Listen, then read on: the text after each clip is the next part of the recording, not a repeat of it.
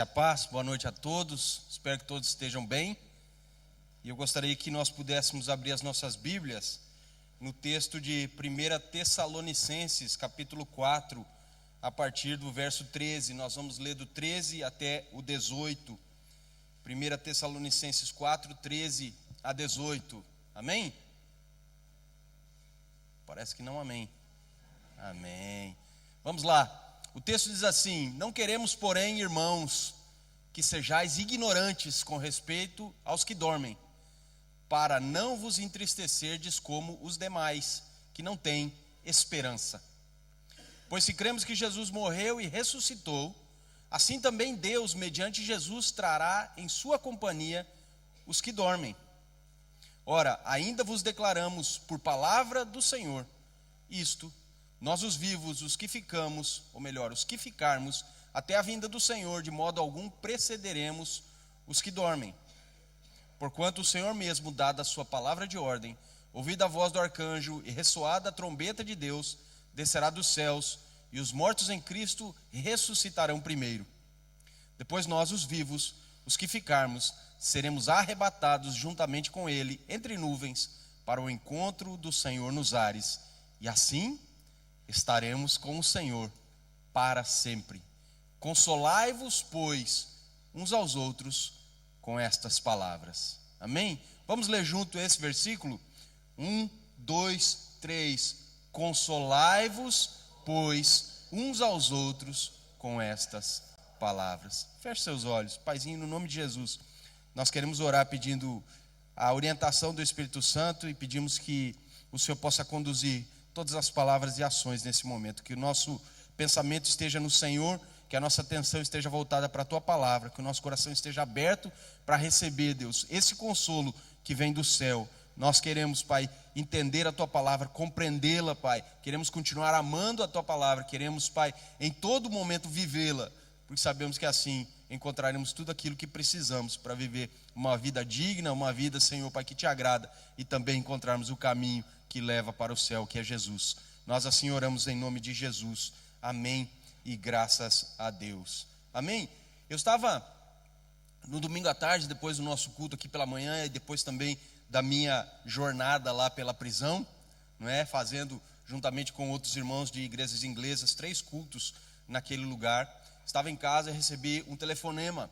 O Léo, marido da Kátia, me ligou para compartilhar comigo que infelizmente o nosso irmão José Ponte havia piorado, seu estado de saúde estava realmente muito ruim.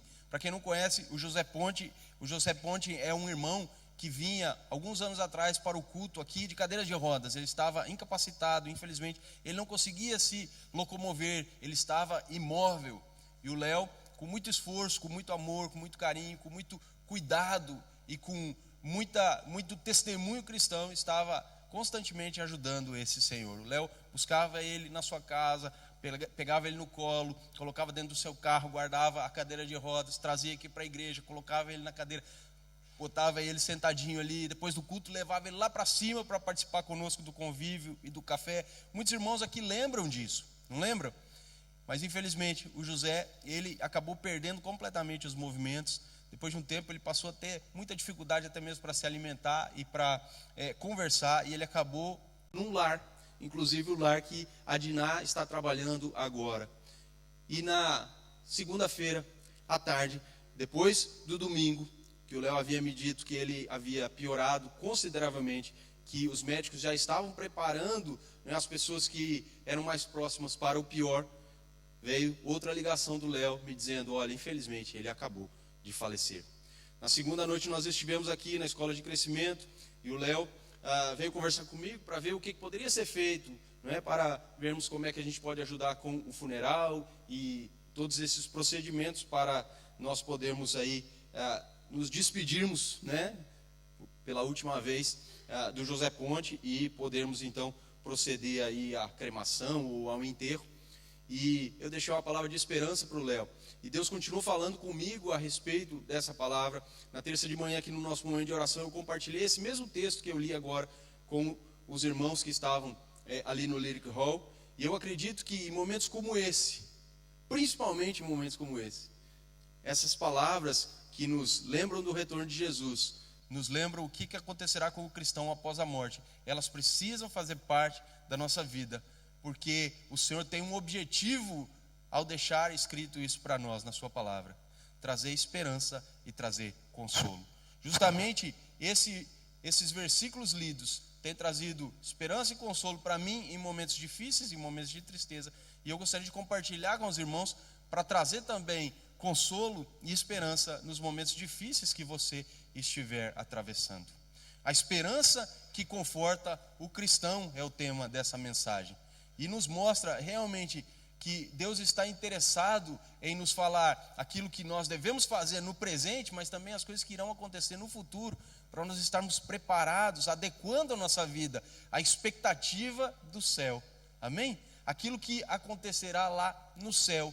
Nós sabemos que lá no céu não haverá choro, não haverá tristeza, não haverá pecado, não haverá dor, não haverá mais morte, porque a morte já foi vencida lá na cruz do Calvário, quando Jesus Cristo entregou a sua vida.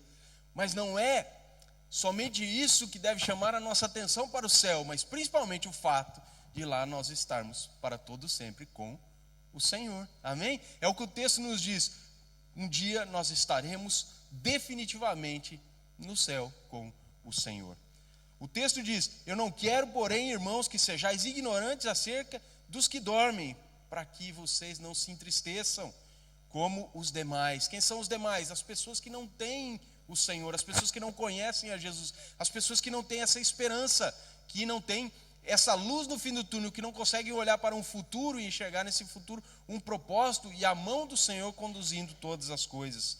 Essas pessoas, elas precisam também ouvir falar de Jesus, para que a esperança possa brotar no coração delas, da mesma forma que tem brotado no nosso. Amém? Por isso Paulo fala: olha, eu não quero que vocês sejam ignorantes com relação àquilo que vai acontecer no futuro, porque se vocês forem ignorantes, haverá tristeza, haverá medo, haverá temor, haverá receio. Mas se vocês forem conhecedores daquilo que Deus quer que vocês conheçam, haverá esperança. E a gente pode olhar para momentos tristes como esse, da morte do José Ponte, e nós encontrarmos esperança.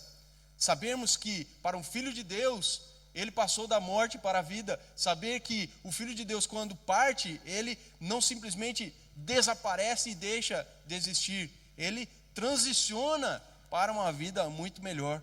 Paulo diz: eu quero estar com vocês, mas eu também quero partir, porque eu sei que ao partir eu estarei num lugar que é muito melhor. Eu estarei no lucro.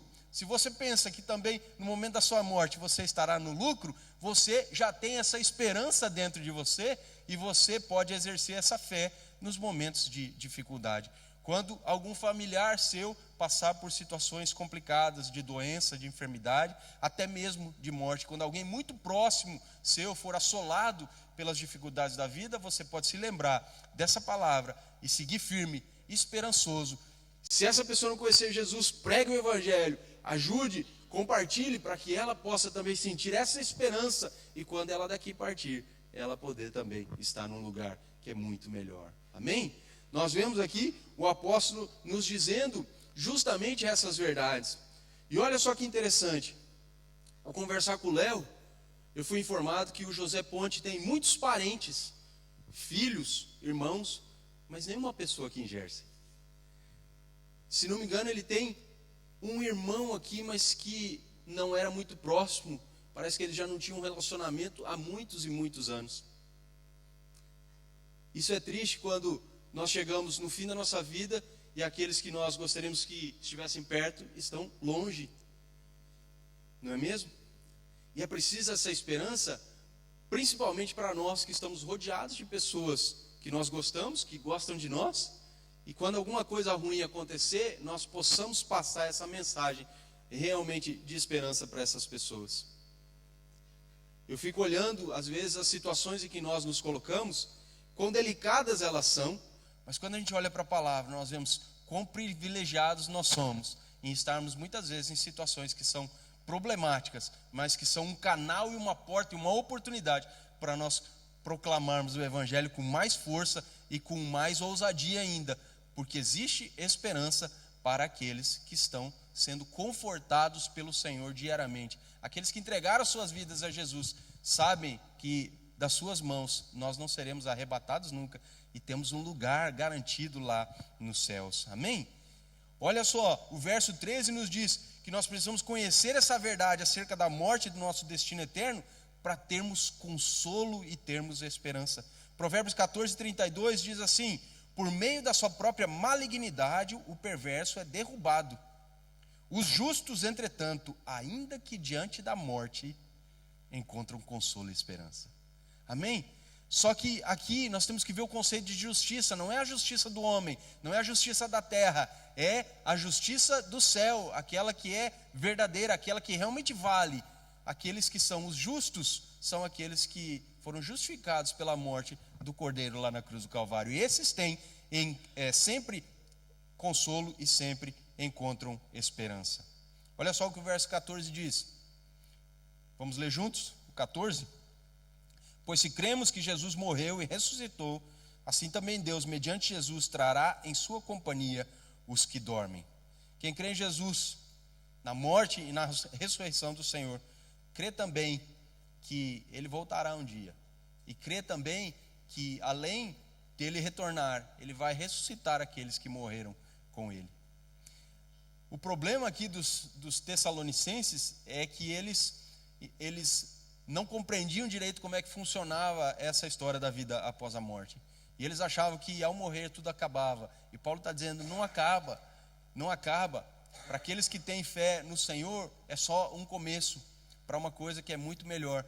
E o interessante é que, além de eles entenderem que aquilo era o fim de tudo, eles estavam receosos, porque muitos dos seus amigos, dos seus companheiros, dos seus parentes, haviam também falecido, crendo no Senhor. E na cabeça deles era, não valeu de nada. Será que você já parou para pensar na sua vida, na sua caminhada, nessa vida cristã que todos nós vivemos, e algum momento dessa jornada a dúvida te assolou e você perdeu um pouquinho a fé e deixou de crer, e você pensou, será que está valendo a pena? Será que vale mesmo a pena? Será que tudo aquilo que eu tenho acreditado no fim da minha vida será verdade? Será realmente uma realidade? Talvez passava-se isso na cabeça desses Tessalonicenses. Paulo está dizendo, olha, a verdade é essa, ele morreu, mas ele ressuscitou, e o mesmo Deus que ressuscitou o Filho, também vai usar esse Filho para ressuscitar todos aqueles que creem nele. Os mortos que morreram no Senhor estão tranquilos, já terminaram as suas fadigas aqui, estão apenas esperando, quando o Senhor vier nos ares, eles serão também ressuscitados para se encontrar com o Senhor. Mas será que essa esperança é somente para aqueles que já partiram? Porque se fosse para aqueles que já partiram, o que nós estaríamos fazendo aqui, nessa noite, aqui na igreja? Por que eu estaria com o microfone na mão, passando essa mensagem para os irmãos? Essa esperança também é para os vivos, para nós que ainda estamos aqui, e era para os Tessalonicenses que ainda estavam lá vivos no tempo de Paulo. João 6,44 diz assim, ninguém pode vir após mim se o Pai que me enviou o não trouxer, e eu o ressuscitarei no último dia. Perceba, da mesma forma que o Senhor ressuscitou, Ele ressuscitará os mortos, e da mesma forma que os mortos encontrarão com o Senhor nos ares, os vivos também encontrarão com Ele quando Ele retornar. Pastor, mas o que vai acontecer se eu morrer nesse entremeio? O texto aqui de João 6,44 é claro, seremos também ressuscitados pelo Senhor no último dia. Repare o que diz o verso 15. Ora, vou ler naquele. Põe no telão, por favor. 1 Tessalonicenses 4,15. Ora, ainda vos declaramos por palavra do Senhor isto: nós, os vivos, os que ficamos até a vinda do Senhor, de modo algum precederemos os que dormem. Repare, primeiro os mortos, depois os vivos. Mas o detalhe aqui é: será que era um conselho de Paulo? Será que era uma suposição de Paulo? Será que era um achismo de Paulo? Será que Paulo, ele criou essa doutrina, essa teologia, e ele estava tentando ensinar isso para os seus discípulos e para as pessoas lá de Tessalônica? Da onde que ele tirou isso? O texto ele é claro dizendo, nós vos declaramos por palavra do Senhor. Você precisa de uma revelação de Deus? Está aqui uma revelação de Deus. Paulo recebeu essa revelação do Senhor e ele levou para a igreja de Tessalônica. E hoje, nessa noite, o Senhor também traz essa revelação para todos nós, que nós um dia estaremos com o Senhor por todo o sempre. Por isso existe o que? Esperança para as nossas vidas, uma esperança que nos conforta. Essa revelação, ela afirma que nós um dia estaremos para sempre com o Senhor. Se nós morremos, seremos ressuscitados para estar com Ele. Se estivermos vivos, seremos arrebatados para estar com Ele. Portanto, diante de situações difíceis, diante até mesmo da morte, nós podemos nos alegrar e sermos pessoas esperançosas. Eu olho para o rosto da Kátia, está ali, eu olho para o rosto do Léo, está ali, tristes, tão tristes. Era um amigo que era próximo deles. O Léo, nesses últimos anos, não meses, anos, esteve constantemente junto com o José. Eu visitei ele algumas vezes lá também no lar. E nós vemos que apesar da tristeza, eles estão aqui porque existe uma esperança maior. Deus levou, recolheu um amigo precioso deles, mas eles não deixaram de crer por causa dessa tristeza que abateu a vida deles. Eles estão aqui porque eles têm uma esperança que é muito maior, baseada que na revelação que o Senhor traz através da sua palavra para cada um de nós. João 11, 25, 26 diz assim: e disse-lhe Jesus: eu sou a ressurreição e a vida. Quem crê em mim, ainda que esteja morto, viverá. E todo aquele que vive e crê em mim nunca morrerá. Crês isso? Nós vemos que Jesus, ele apresenta a verdade, depois ele passa a bola para os seus ouvintes. Você acredita que aquele que está nele, mesmo que esteja morto, viverá? Jesus, ele apresenta a si mesmo como o autor da vida, e ele joga a bola para cada um de nós, dizendo: você crê? Agora é com você. Se você crê, viva uma vida alegre, esperançosa, sinta a dor da perda, viva o luto, mas nada além disso. Paulo estava trazendo aqui uma palavra, porque muitas pessoas daquele tempo, elas deixavam de viver quando elas tinham uma situação de luto. Paulo está dizendo: nós respeitamos o luto, nós entendemos o luto é necessário, mas depois do tempo de luto, é preciso continuar vivendo, porque existe uma esperança maior. Um dia o Senhor retornará, e Ele pergunta na sua palavra: será que Ele vai encontrar fé na terra? Se nós deixarmos nos levar pelas dificuldades, pelas tristezas, pelas coisas que são ruins e que batem a nossa porta diariamente, e algumas até mesmo vêm com muita força e às vezes nos derrubam, a nossa fé vai vacilar. E o Senhor pode voltar a qualquer momento, e se Ele encontrar a cada um de nós com uma fé pequenininha, como será que vai ser? Por isso essa palavra de esperança é crucial nós entendermos que nós precisamos continuar crendo e esperando, esperançosos, porque nós podemos esperar sem esperança, não é? Nós podemos cruzar os nossos braços e simplesmente deixar o tempo passar, mas aqui nós vemos o texto nos dizendo: esperem de uma forma esperançosa, contando os dias, contando as horas, trabalhando para até mesmo contribuir para o retorno do Senhor, clamando e orando, dizendo: Maranata, ora vem, Senhor Jesus. Por quê? Porque assim nós sairemos daqui para um lugar melhor, onde não haverá mais o diabo, nem o pecado para nos atrapalhar, onde será somente alegria. Por quê? Porque lá estará a presença do Senhor, continuamente, de eternidade a eternidade. É crucial então nós entendermos que as palavras que nós estamos ouvindo nessa hora, nessa noite, são uma revelação de Deus para cada um de nós, da mesma forma que foram revelação de Deus lá para o povo de Tessalônica. E não sou eu que estou entregando essa revelação, eu estou mesmo simplesmente transmitindo a revelação que Paulo recebeu para os ouvintes da sua época, que servem para os ouvintes dessa época que nós estamos vivendo também. Jesus, ele disse que ele era o Filho do Homem, que ele era o Salvador da humanidade. Nós precisamos crer nisso. Jesus, ele fez todos aqueles milagres e aquelas maravilhas que os evangelhos declaram e relatam. Nós precisamos crer nisso. Jesus, ele prometeu que ele iria para o Pai, que um dia ele iria retornar. E nós precisamos crer que ele é poderoso para cumprir essa palavra e verdadeiro para não deixar essa palavra morrer e ser esquecida, e para realmente cumprir aquilo que ele prometeu que ele faria. O verso 17, continuando aqui, o texto vai nos dizer o seguinte: Depois nós, os vivos, os que ficarmos, seremos arrebatados juntamente com ele entre nuvens, para o encontro do Senhor nos ares, e assim estaremos para sempre com o Senhor. Eu gostaria de chamar a atenção de vocês para um detalhe aqui nesse texto. Nós estaremos para sempre com o Senhor.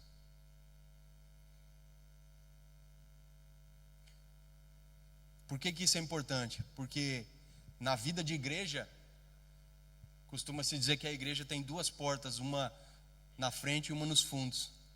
E as pessoas geralmente elas entram, muitas delas ficam, muitas delas saem.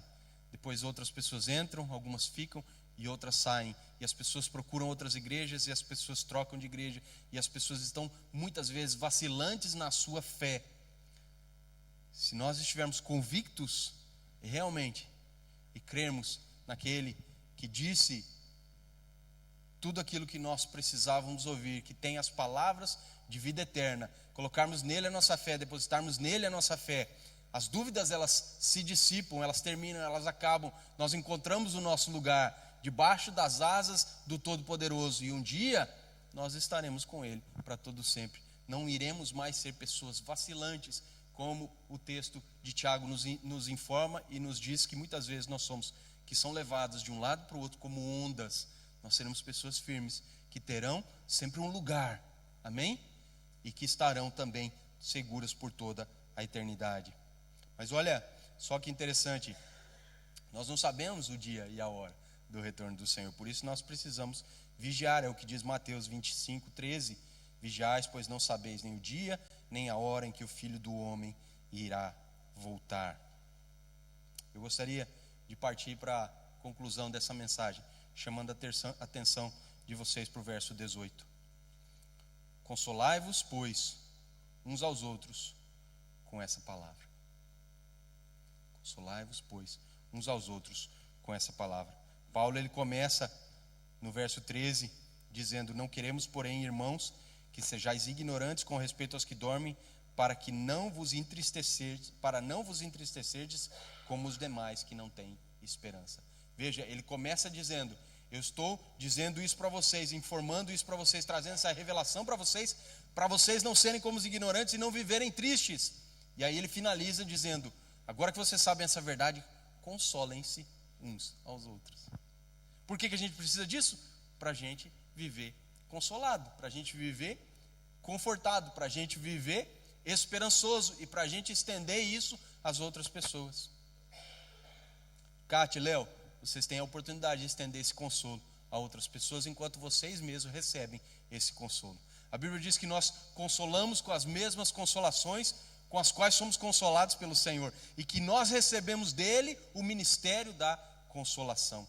Portanto, se você conhece alguém que está enlutado nesse momento, estenda consolo a essa pessoa. Se você passa por esse momento de luto, de dor, de perda, de vazio, de escuridão, receba o consolo que a palavra do Senhor está te trazendo e viva uma vida esperançosa.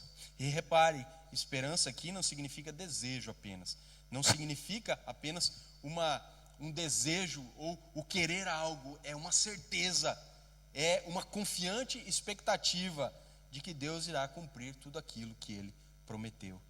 Aquele que é fiel vai cumprir tudo aquilo que Ele prometeu. Amém? João 14, 2 e 3 vai dizer: na casa do meu pai há muitas moradas. Se não fosse assim, eu vos teria dito: vou preparar-vos lugar. E quando eu for e vos preparar lugar, virei outra vez e vos levarei para mim mesmo, para onde eu estiver, estejais vós também. Amém? Ele prometeu que ele foi preparar lugar. E ele falou: eu vou retornar, porque eu quero que vocês estejam aonde eu estou. Eu vou, mas eu não quero ficar lá sozinho, eu quero voltar e eu vou levar vocês para ficar comigo. Se ele prometeu, você acha que ele vai deixar de cumprir essa palavra? Então receba esse consolo e deixe a esperança brotar no seu coração. 1 Coríntios 15, 54 diz: e quando isso que é corruptível se revestir de incorruptibilidade, e isso que é mortal se revestir da imortalidade, então cumprir-se-á a palavra que está escrita: tragada foi a morte pela vitória. É difícil, gente, estar no funeral, não é? É difícil. Quem já esteve no funeral? Eu já tive em alguns e também estive liderando alguns serviços, né, fúnebres. É difícil. Você vê a família ali, você vê a dor, você vê a perda, você vê a escuridão, você vê o vazio, você vê a falta de esperança. Mas como é diferente quando o funeral é de um cristão? Apesar da tristeza, você vê, as pessoas estão consoladas, conformadas e elas estão esperançosas. A tristeza existe, não é, Tereza? A tristeza, ela vem. Nós somos humanos, nós sentimos e a gente chora, mas a gente sabe que se a pessoa morreu com o Senhor, nada está terminado. Crê tu nisso? Aquele que morre com o Senhor simplesmente passa da morte para a vida. Tragada foi a morte na vitória. Aleluia. Então, por que é importante nós pensarmos na segunda vida, na segunda vinda de Jesus? Para afastarmos a incerteza com relação ao futuro, para afastarmos o medo do futuro, até mesmo para aliviar a dor da perda, até mesmo para nós ficarmos alegres quando alguma coisa não corre do jeito que nós estávamos planejando, porque essa verdade da segunda vinda é uma esperança que nos tranquiliza, nos anima e nos conforta. 1 Coríntios 15, 9 diz o seguinte, eu termino por aqui: se esperamos em Cristo só nessa vida, somos os mais miseráveis dos homens. Se nós esperamos em Cristo somente nessa vida, nós somos os mais miseráveis dos homens. O que isso quer dizer? Que muitas vezes nós confiamos no Senhor só para Ele nos ajudar com as nossas coisinhas aqui na terra. Mas quando o bicho pega, quando a coisa aperta, parece que o Senhor está longe e não se preocupa conosco. Deixe de colocar a sua confiança no Senhor somente por aquilo que Ele pode te dar, fazer e te ajudar aqui, nessa vida que você tem, nessa terra que você está vivendo. E comece a olhar para o autor e consumador da sua fé, colocando a sua esperança nele também, para a vida que está por vir e que um dia ela chegará. Nós não sabemos a velocidade com que ela vai chegar, nós sabemos que um dia ela chegará. Portanto, sabedores dessa verdade, consolai-vos, pois, uns aos outros, com essas palavras. A revelação que Deus deu a Paulo não era achismo, não era conselho, não era simplesmente uma exortação ou uma afirmação, era uma revelação que ele recebeu do céu. Você está diante dessa revelação aqui nessa noite também. Console-se uns aos outros com essa palavra. O que você vai fazer com essa palavra? Diga, pastor Evandro. Uns aos outros, não é mesmo? Você vai continuar temeroso, temerosa, entristecido ou entristecida? Vamos ficar de pé. Será que a gente consegue sair daqui nessa noite, apesar dos pesares, radiante de alegria, com o coração mais cheio de Deus, com mais gratidão e com uma esperança renovada para nós seguirmos em frente, sabendo que aquele que há de vir virá e não tardará? Paizinho, nós queremos orar nessa noite, agradecendo ao Senhor por cuidar de nós, por ter enviado Jesus para morrer na cruz pelos nossos pecados e por nos trazer essa revelação nessa noite que o apóstolo Paulo teve com relação aos mortos que partiram dessa vida crendo no Senhor, mas também a todos nós que ainda continuamos vivos, que um dia tanto eles como nós estaremos com o Senhor para todo sempre.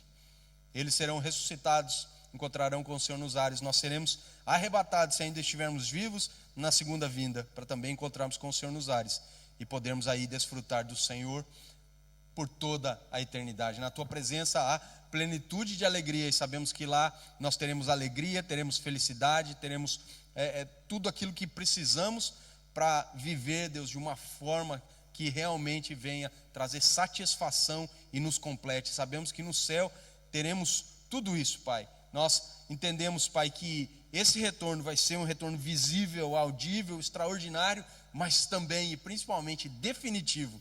Nós estaremos com o Senhor para todo sempre. Sabemos que a vida eterna é conhecer ao Senhor e é ao teu Filho.